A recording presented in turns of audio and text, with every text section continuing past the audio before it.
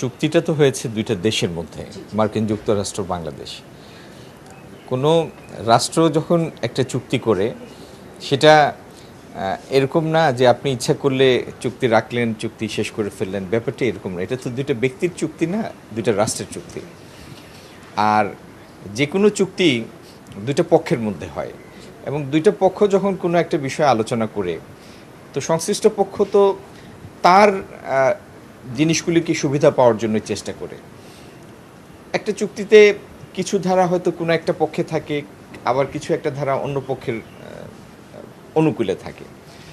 এই দুইটার সম্মেলনে, সমন্বয়ে উভয় পক্ষের জন্য একটা উইন উইন সিচুয়েশন তৈরি করার চেষ্টা হয়।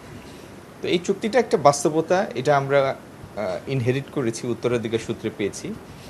এই চুক্তির থেকে যতটুকু সম্ভব আগামী দিনে ট্রেড এবং ইনভেস্টমেন্টের জন্য আমরা আমাদের অনুকূলে চুক্তিটাকে কাজে লাগাতে পারি, সেটাই হবে আমাদের আগামী দিনের প্রচেষ্টা। ধন্যবাদ।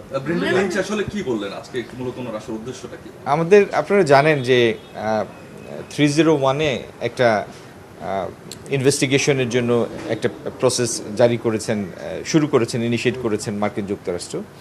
সেই বিষয়ে আমরা কিছু ব্যাখ্যা চেয়েছি। ওনারা সেই বিষয়টি, সেই ধারাটি কি সেটি সম্পর্কে আমাদের একটা ব্যাখ্যা দিয়েছেন। আর আমরা তো একটা চুক্তিতে আছি, একটা এগ্রিমেন্টে আছি, যদিও এটা এখনও এনফোর্স হয় নাই, কিন্তু একটা চুক্তিতে আছি। তার মধ্যেই এই ইনকোয়ারিটা ইনিশিয়েট হয়েছে। তো সেই বিষয়ে আমরা আমাদের অবজারভেশনটা তাদের জানিয়েছি। একটু বলা যায় কি কোন কোন অবজারভেশনগুলো মূলত এসেছে? অবজারভেশন যে এরকম একটা ইনকোয়ারি ইনিশিয়েট হওয়াটা না হলে আমরা সেটা অ্যাপ্রিসিয়েট করতাম, সেটা আমরা তাদের জানিয়েছি, যেহেতু ইতিমধ্যে তাদের সাথে আমাদের একটা চুক্তি হয়েছে।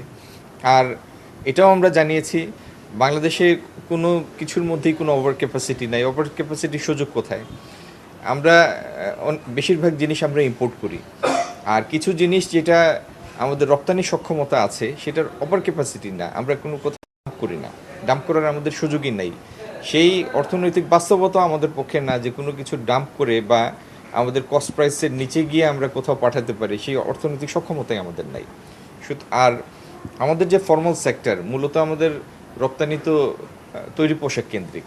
তো সেইখানে সেই ফর্মাল সেক্টরটা এত বেশি স্ট্রিক্ট কমপ্লায়েন্সের মধ্যে আছে, সেখানে আপনার যে শিশু শ্রম বা অন্য কোনো ধরনের আইনের ব্যত্যয় হওয়ার কোনো সুযোগই নাই, এত স্ট্রিক্ট কমপ্লায়েন্স ক্রাইটেরিয়ার মধ্যে এটা অপারেট করে। এগুলি আমরা তাদেরকে জানিয়েছি।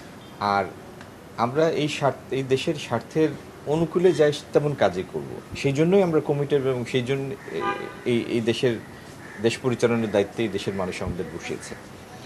একটা চুক্তির সেলফ কেয়ারিং এলিমেন্ট থাকে, এই চুক্তিরও সেলফ কেয়ারিং এলিমেন্ট আছে।